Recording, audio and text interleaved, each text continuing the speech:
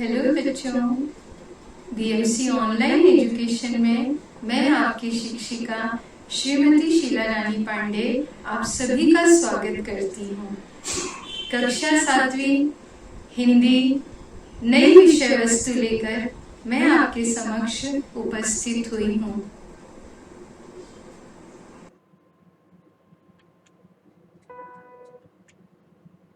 विद्यार्थी मित्रों, सफर तय करते करते हम विभाग 2 में आ गए हैं। विभाग 2 का दूसरा प्रकरण मधु ऋतु लेकर आई हूँ मैं आपकी शिक्षिका मित्र श्रीमती शीला रानी पांडे। कक्षा 7वीं भाग 2 विषय हिंदी प्रकरण 2 मधु ऋतु।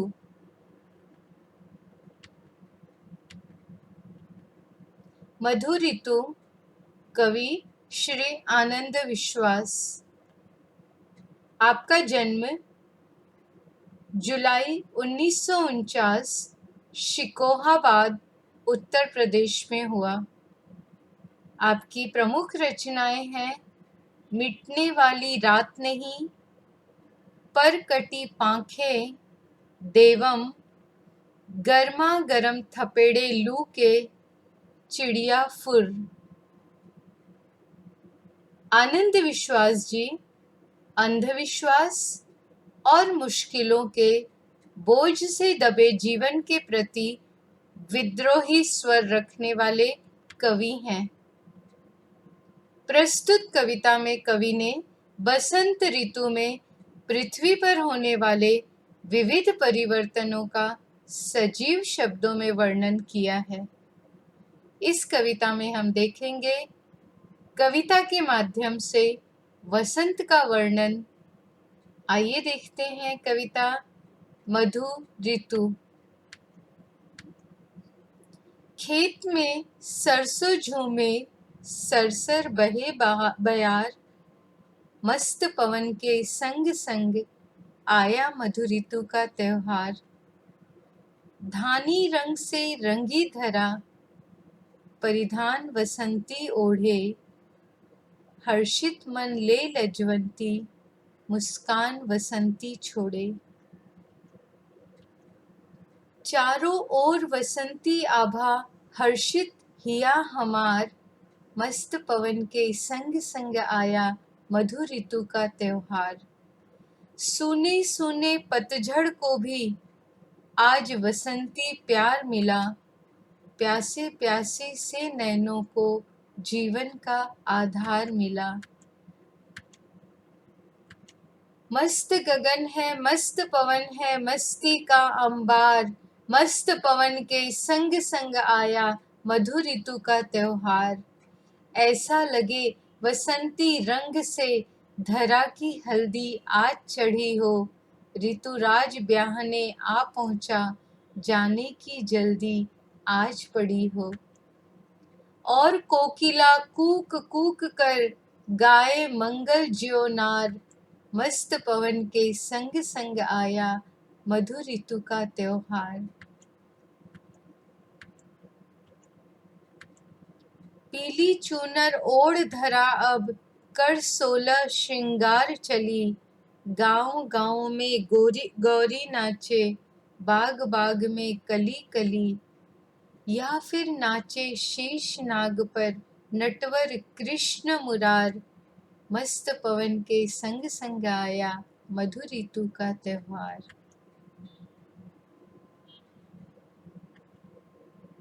विद्यार्थी मित्रों, हमें इस बात का गर्व होना चाहिए कि हम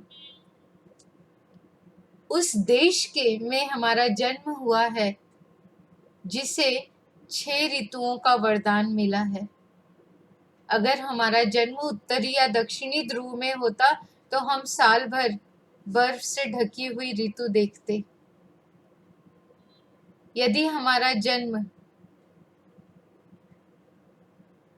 विषुवत वृत्त रेखा पर हुआ होता तो हम साल भर केवल गर्मी को सहन करते। गर्व से कहिए कि आपका जन्म भारत में हुआ था, जिसे 6 ऋतुएं वरदान के रूप में मिली हैं। देखिए, पहली ऋतु है शिशिर, दूसरी वसंत, तीसरी ग्रीष्म, हेमंत, शरद और वर्षा। वसंत ऋतु को ही मधु ऋतु भी कहते हैं। क्यों मधु ऋतु कहते हैं, हम आगे देखेंगे। यहाँ देखिए, वसंत ऋतु से पहले का जो ऋतु है वो शिशिर ऋतु है। पूरा उत्तर भारत, पहाड़ी क्षेत्र, उत्तर पूर्वी क्षेत्र, ये सभी क्षेत्र जो हैं वो ठंड से कांप उठते हैं। जब ये ठंडक ढलान की तरफ होती है, हल्की ठंडक, मीठी ठंडक, मधुर ठंडक हमें गुदगुदाने लगती है, तो संकेत देती है वसंत के आगमन का, मधु ऋतु के आगमन का। वसंत ऋतु में न बहुत अधिक ठंड होती है और न बहुत अधिक गर्मी होती है। ठंड के बाद जब मुस्कुराता हुआ भास्कर, मुस्कुराता हुआ सूरज आकाश में आता है, ठंड को कम करके हल्की सी गर्मी की फुहार धरती पे छोड़ता है, तो धरती मुस्कुरा उठती है। खेतों में सरसों के पीले पीले फूल झूम उठते हैं और मीठी ठंडी हवा चारों तरफ बहने लगती है। वसंत के आगमन की सूचना देने लगती है और पवन के संग संग हमारा हृदय भी नाच उठता है। मधु ऋतु के त्योहार के आगमन की सूचना से मन प्रसन्न हो जाता है। चारों तरफ आनंद और उत्साह का वातावरण छा जाता है। धरती जो है वो धानी रंग में रंग उठती है। पेड़ पौधों पर नए पल्लव आ जाते हैं, नई पत्तियां झांकना शुरू कर देती हैं। चारों तरफ तरह तरह के विभिन्न प्रकार के फूल खिल जाते हैं। पेड़ पौधों की डालियां फलों से लद जाती हैं। वसंत के आगमन में धरा भी मुस्कुरा उठती है और वो वसंती रंग का परिधान, पोशाक ओढ़ लेती है। चारों तरफ आनंद का अनुभव होता है। ऐसा लगता है प्रकृति हर कोने से हर्षित हो रही है, प्रसन्न मुद्रा में है, आनंदमय है। हर तरफ से उसके चेहरे पे मुस्कान दिखाई देती है। कुछ नए उत्पादन का, कुछ नव निर्माण का, चाहे वो पत्तियों के रूप में हो, फलों के रूप में हो, फूलों के रूप में हो, लहलहाते फसल के रूप में हो, उसकी आभा चारों तरफ फैल जाती है।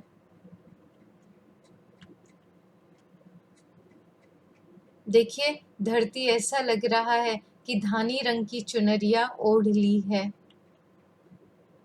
चारों ओर ये वसंती आभा, वसंती प्रकाश, कवि कहता है कि हमारे हिया को, हमारे हृदय को हर्षित कर देती है, आनंदित कर देती है। क्योंकि मस्त पवन के साथ साथ, इससे पहले जब बहुत अधिक ठंड थी तो हवा की ठंडक भी शरीर पे प्रहार करती थी, लेकिन जब ठंडक कम हो जाती है, हल्की ठंडक के साथ जब पवन बहती है, मधु ऋतु के आने का संदेश लेकर आती है, चारों तरफ वसंत उत्सव मनाए जाने लगता है। प्रकृति के संग मानव भी वसंत उत्सव मनाने लगता है। सूने सूने पतझड़ को भी आज वसंती प्यार मिला। शिशिर ऋतु में ठंड बहुत अधिक पड़ने की वजह से सभी पेड़ों की पत्तियां झड़ जाती हैं और वसंत के आगमन से होते ही नई पत्तियां पेड़ों से झांकने लगती हैं, हल्की गुलाबी रंग की, लाल रंग की।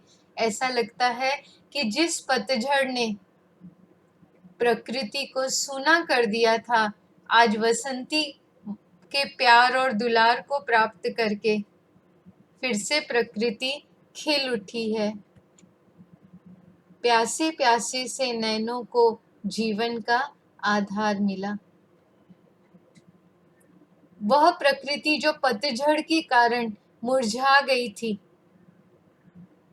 ऐसा लगता है कि उसे फिर से जीवन का संदेश मिल गया है। उसमें फिर से किसी ने जीवन का मंत्र पढ़ के उसको जीवंत बना दिया है, उसे सुसज्जित कर दिया है। मस्त गगन है, मस्त पवन है, मस्ती का अंबार।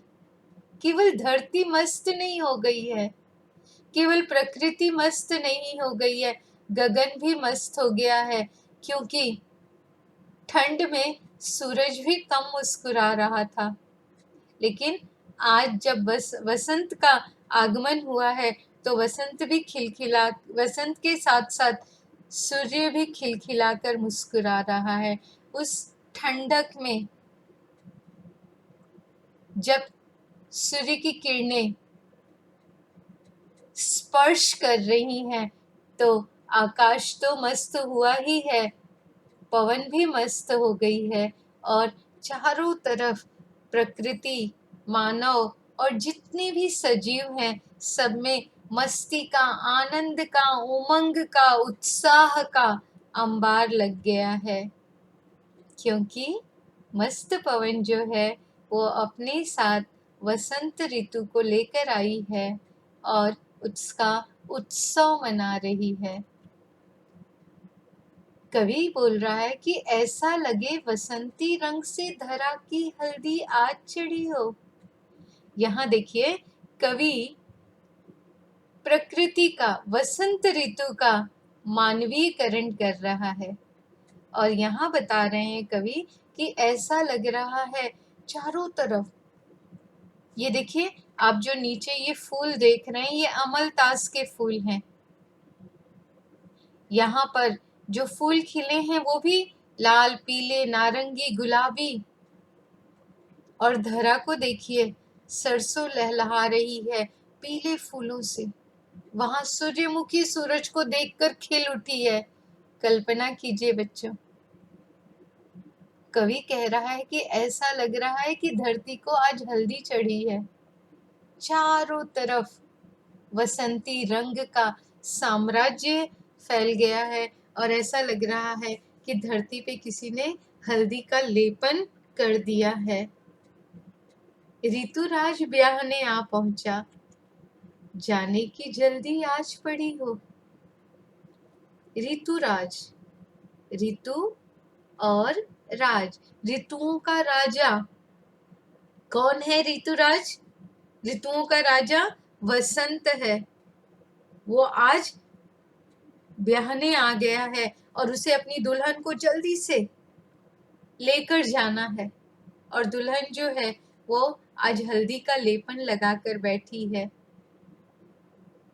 वो भी नव सौंदर्य से खिलखिला रही है। उसने भी अपना 16 श्रृंगार किया है, अपने आप को सजा धजा के रखा है, क्योंकि उसको ब्याहने के लिए ऋतुराज आया है। बच्चों, इस मौसम में चारों तरफ, जैसा कि मैंने आपसे अभी थोड़ी देर पहले कहा कि प्रकृति जो है वो अपने सौंदर्य से भरपूर हो जाती है, अपने सौंदर्य से प्रफुल्लित हो जाती है। चारों तरफ का वातावरण इतना सुंदर हो जाता है कि ऐसा लगता है कि कोई नव नवेली दुल्हन जो है वो 16 श्रृंगार करके बैठी है और ऋतुराज उसे ब्याहने आया है और उसे भी जल्दी है अपनी नई नवेली दुल्हन को लेकर जाने की। और कोकिला कूक कूक कर गाए मंगल ज्योनार। यहाँ एक शब्द है बच्चों, उसका परिचय आपसे कराना चाह रही हूँ। ज्योनार। हमारे यहाँ जब विवाह उत्सव होता है तो जितने लोग आते हैं, घराती बराती अतिथि, सभी लोगों का स्वागत अनेक प्रकार के व्यंजनों से किया जाता है। और बिना गीत संगीत के तो किसी भी उत्सव की हम कल्पना ही नहीं कर सकते हैं। हम भारतीयों के तो हर उत्सव में गीत संगीत होता है। तो ये जो बाराती हैं, जब वो भोजन करने बैठते हैं तो उस समय जो मंगल गीत गाए जाते हैं उसे ज्योनार कहते हैं। कवि यहाँ कल्पना कर रहे हैं कि जब भोजन के समय मंगल गीत गाया जा रहा है और उस मंगल गीत को गाने का कार्य हमारी कोकिला, मधुर कंठी कोकिला कूक कूक कर रही है। वसंत ऋतु के आगमन का, इसके उत्सव का लोगों को सूचना दे रही है। इस समय आम के पेड़ पर बौर लगने लगती है और कोयल कूक कूक कर मंगल गीत गा रही है। मस्त पवन के संग संग आया मधुर ऋतु का त्योहार।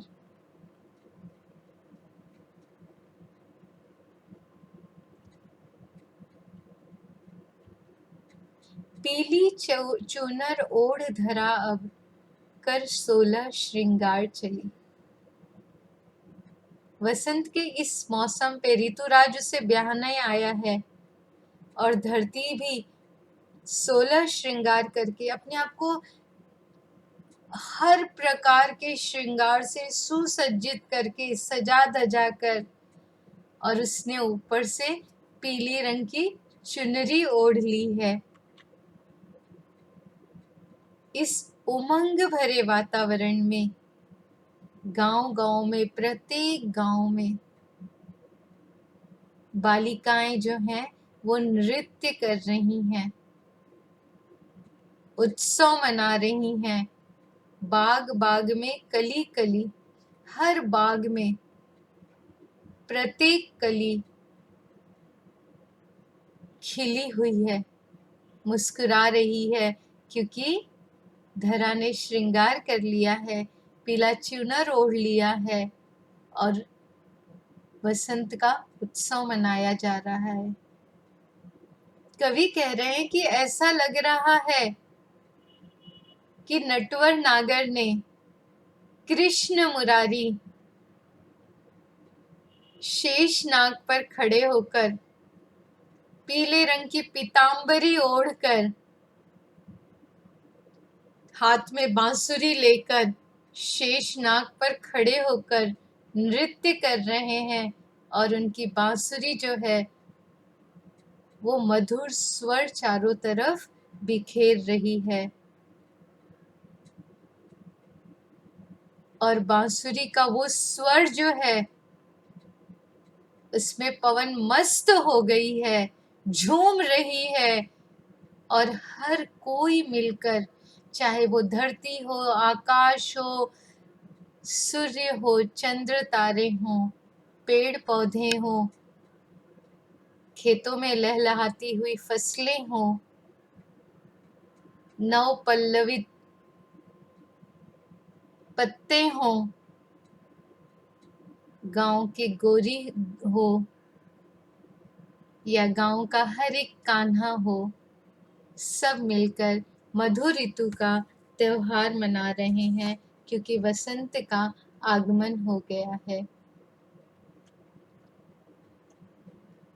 विद्यार्थी मित्रों, आशा करती हूँ कि आपको ये कविता अच्छी लगी होगी, आपने इसका आनंद लिया होगा और इसके अर्थ को भी आप समझकर आप भी वसंत के आगमन में और उत्सव में डूब गए होंगे। कुछ शब्दार्थ और समानार्थी शब्द देख लेते हैं हमेशा की तरह। बयार, पवन, वायु, हवा, समीर, वात, अनिल। दूसरा शब्द है ऋतु, मौसम, मधु ऋतु, वसंत ऋतु, बहार और मधुमास, ऋतुराज। वसंत ऋतु के लिए ये सभी समानार्थी शब्द हैं। धरा, धरती, भूमि, पृथ्वी, जमीन, वसुंधरा। हिया, हिया का अर्थ होता है हृदय। परिधान, वस्त्र, पोशाक, पहनावा। हर्षित, प्रसन्न, आनंदित, खुशी, रोमांचित, प्रफुल्ल। हिया के लिए एक और शब्द है दिल और उर। आभा, आभा के लिए शब्द है कांति, चमक, प्रभा, प्रकाश, दमक, दीप्ति। ज्योनार, विवाह में भोजन के समय गाया जाने वाला गीत। हमार, मेरा, हमारा। नयन, आँख, नेत्र, चक्षु, लोचन, दृग, गगन, आकाश, नभ, व्योम, अंबर, आसमान। मंगल, शुभ, शकुन, सुखप्रद। सुखप्रद यानी सुख देने वाला, सुख की अनुभूति कराने वाला।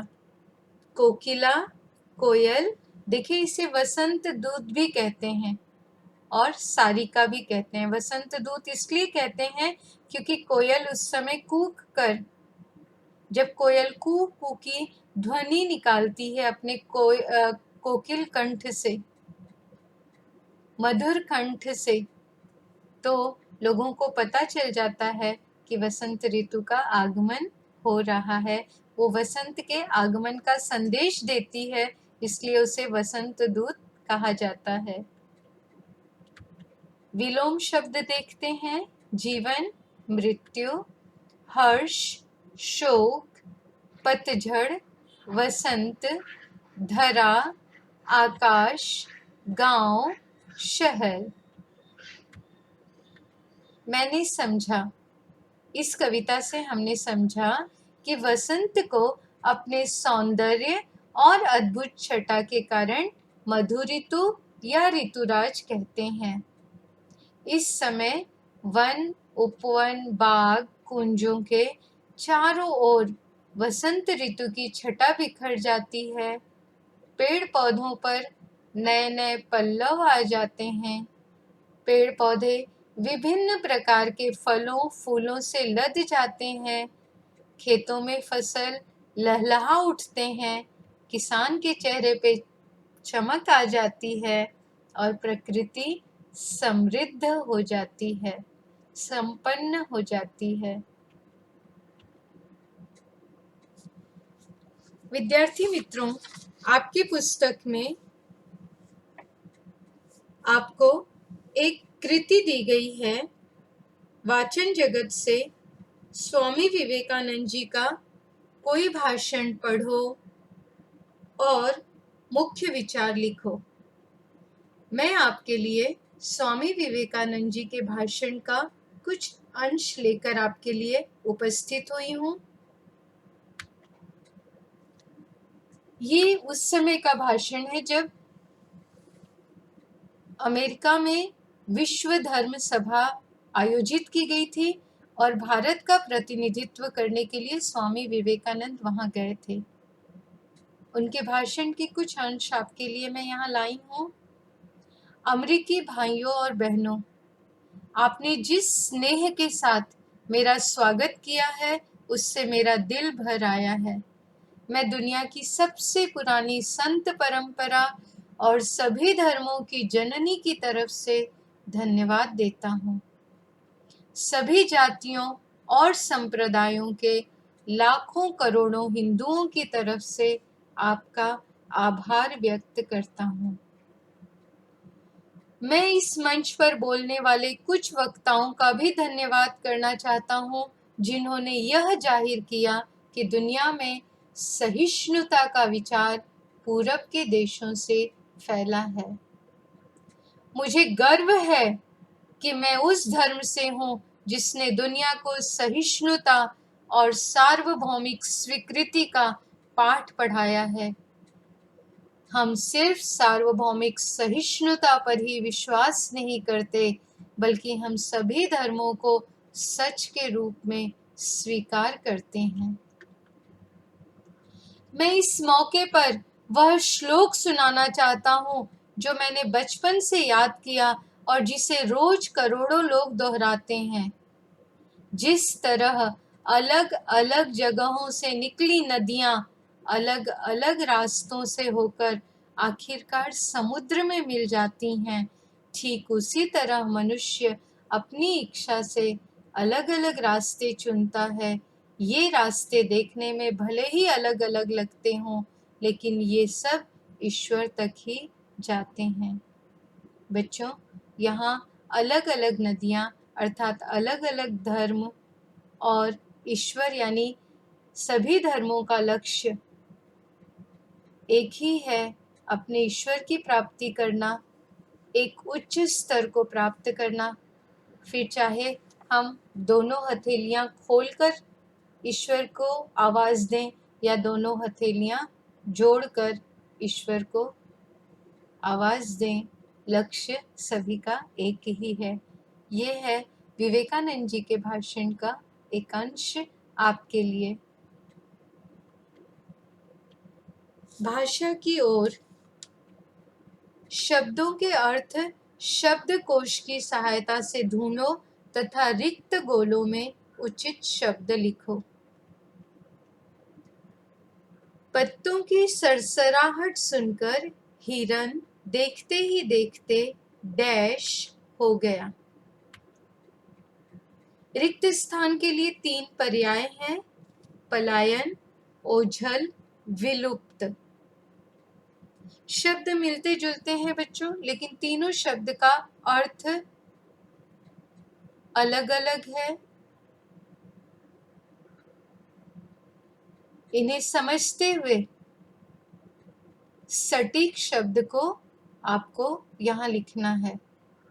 पत्तों की सरसराहट सुनकर हिरन देखते ही देखते डैश हो गया। पलायन करना पहला शब्द है। पलायन का अर्थ होता है एक स्थान से दूसरे स्थान पर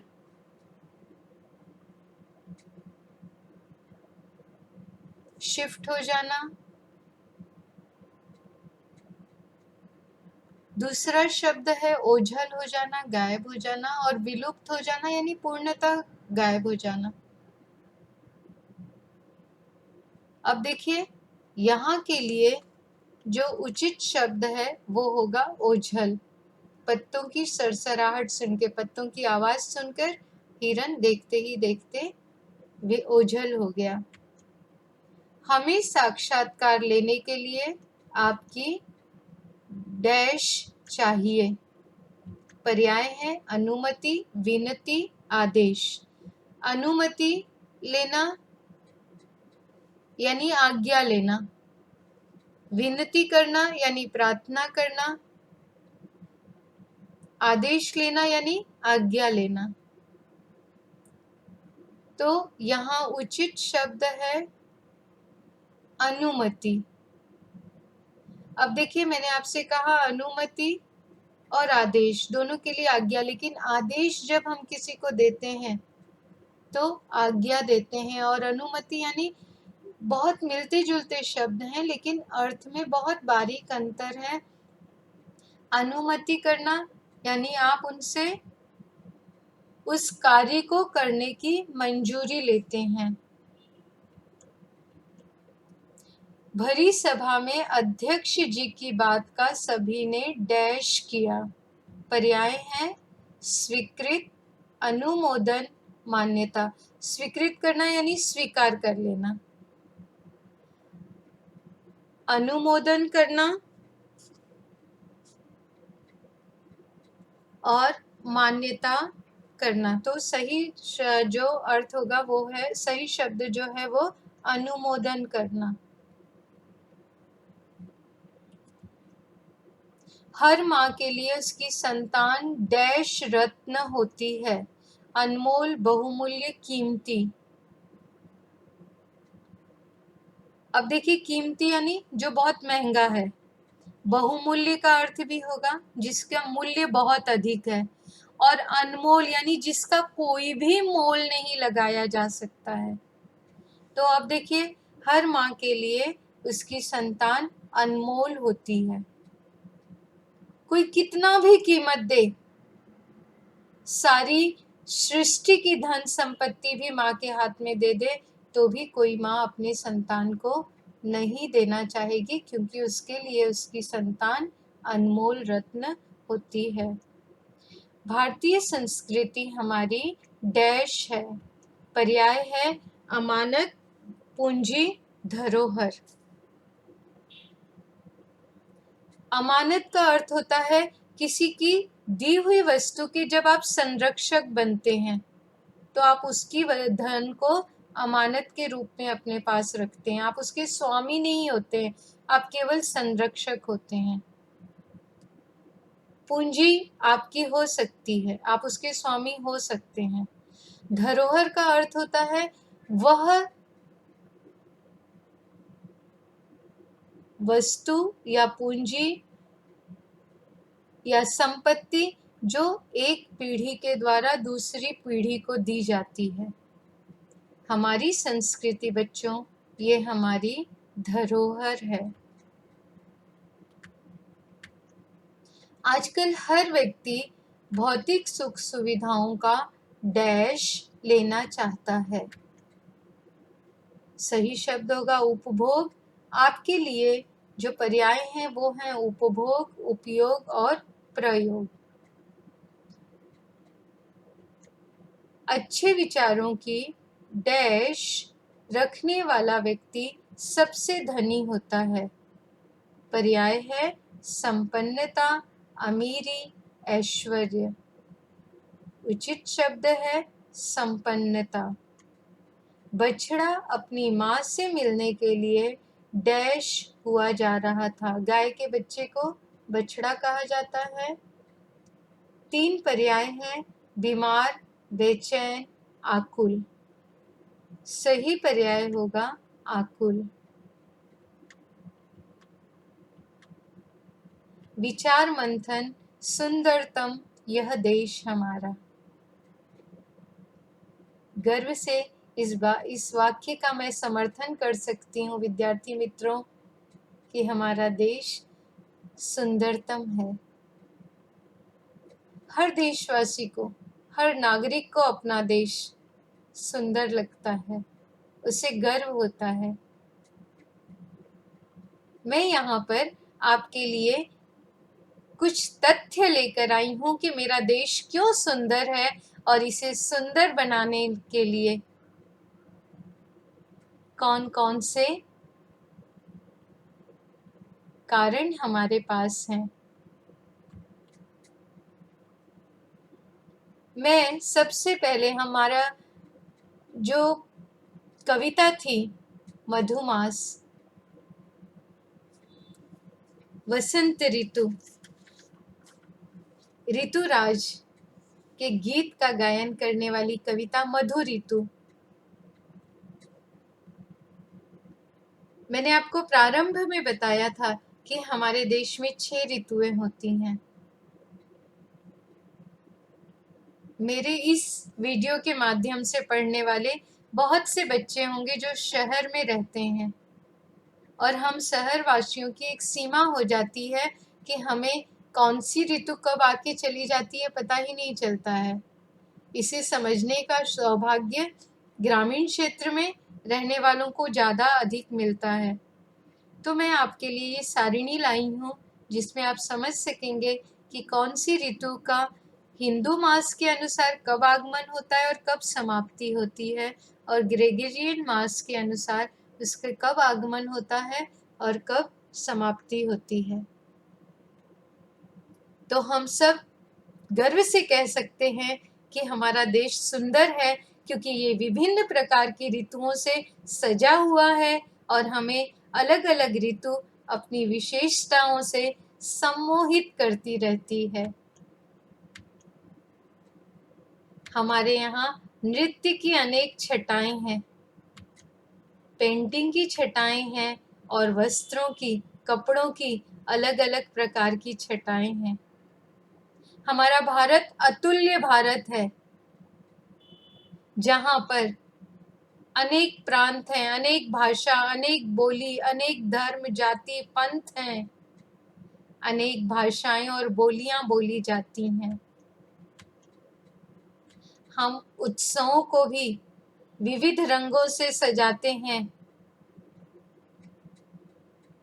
कभी हम मंच सजाते हैं और मेला लगा देते हैं, कभी हम उसे चित्रपट का रूप दे देते हैं जिसे सिनेमा कहते हैं,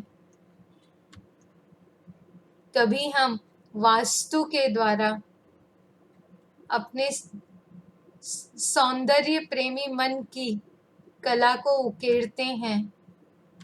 हमारे देश की वास्तु की कुछ वानगी मैं आपके समक्ष लेकर आई हूँ बच्चों, जिस पर हम गर्व कर सकते हैं। ये तो कुछ उदाहरण है बच्चों।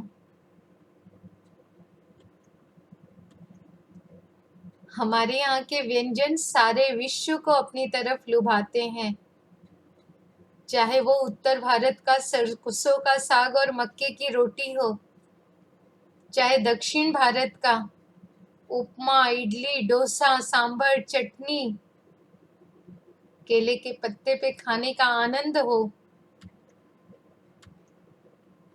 अथवा पश्चिम भारत का मिसल पाव हो, पाव भाजी हो, या पूर्वी भारत की चोखा बाटी हो, अथवा उत्तर पूर्वी भारत के मोमोज हो। मेरा रंगीला भारत साल भर उत्सव मनाता है, पर्व मनाता है, त्योहार मनाता है, और हर प्रांत की, हर क्षेत्र के त्योहारों की एक अलग छटा होती है। हमारे हर त्योहार आनंदोत्सव का, अपने रंग का, अपने आनंद का प्रभाव हमारे मन मस्तिष्क पे डालते हैं, हमारे संस्कारों पर डालते हैं। प्रकृति भी हमारी छटा, अद्भुत छटा बिखेरती है, चाहे हमारे मस्तिष्क का मुकुट हिमालय हो, अथवा कश्मीर, जिसके लिए कहा गया था कि पृथ्वी का स्वर्ग है ये। अगर पृथ्वी पे कहीं स्वर्ग है तो यही है, यही है। एक तरफ बर्फ से ढके हुए विशाल पर्वत और दूसरी तरफ डल झील उसके प्रतिबिंब को प्रकाशित कर रही है। उत्तर पूर्वी भारत प्रहरी पहाड़ तो हरियाली से भरे हुए चाय के बागान, हरी चुनरी ओढ़ी हुई धरती माता, समुद्र से लहलहाता हुआ गोवा, मुंबई, दूसरी तरफ राजस्थान का रंगीलो राजस्थान, और देवभूमि केरल। हर क्षेत्र की अपनी छटा है, अपना सौंदर्य है, जो कि हमारे मन में उल्लास, उत्सव, रोमांच भर देता है। मैंने आपसे कहा था कि हम विचार करेंगे कि ये सौंदर्य को में अभिवृद्धि करने वाले लोग कौन हैं। ये कृषक खेतों में पसीना बहाते हैं तो उनके पसीने की एक एक बूंद जो है धरती माता फसल के रूप में, मोती के रूप में बिखेर देती है हमारे खेतों में। ये वो मजदूर हैं जिनका पसीना बहकर धरती के सौंदर्य को बढ़ाता है। ये वो मजदूर हैं जो एक एक ईंट जोड़कर देश की संपन्नता और विकास की सीढ़ियां तैयार करते हैं। ये वो वैज्ञानिक हैं जो नए नए शोध करते हैं और विश्व धरातल पर भारत का परचम लहराते हैं। ये वो मस्तिष्क हैं जो दिन रात चिंतन करते हैं, विचार करते हैं और भारत माता के गौरव को बढ़ाते हैं। कोई भी क्षेत्र ले लीजिए, कला का क्षेत्र, संगीत का क्षेत्र, संस्कृति का क्षेत्र, साहित्य का क्षेत्र, मेरा भारत महान है। यहाँ के चिंतकों ने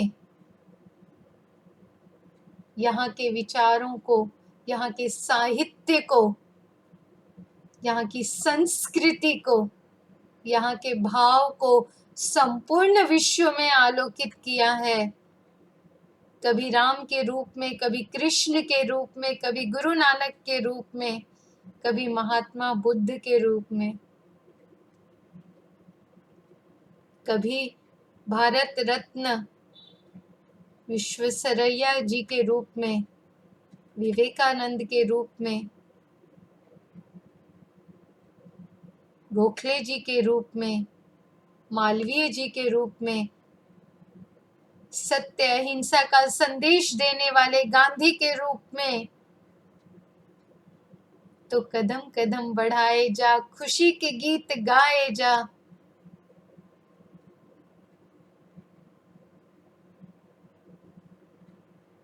ये जिंदगी है कौम की, कौम पे लुटाए जा के का संदेश देने वाले सुभाष बाबू या संपूर्ण विश्व को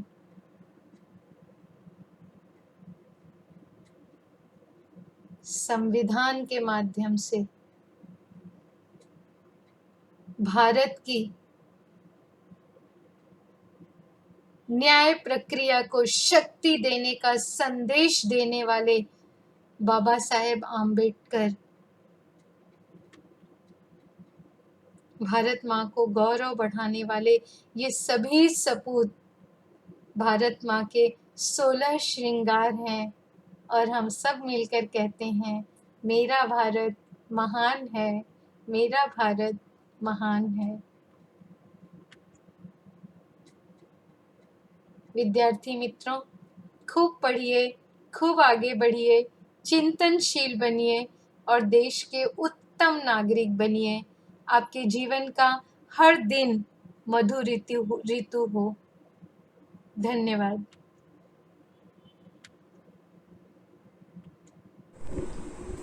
तो बच्चों, मैं आशा करती हूँ कि आज का ये अंश आपको बहुत अच्छी तरह से समझ में आया होगा।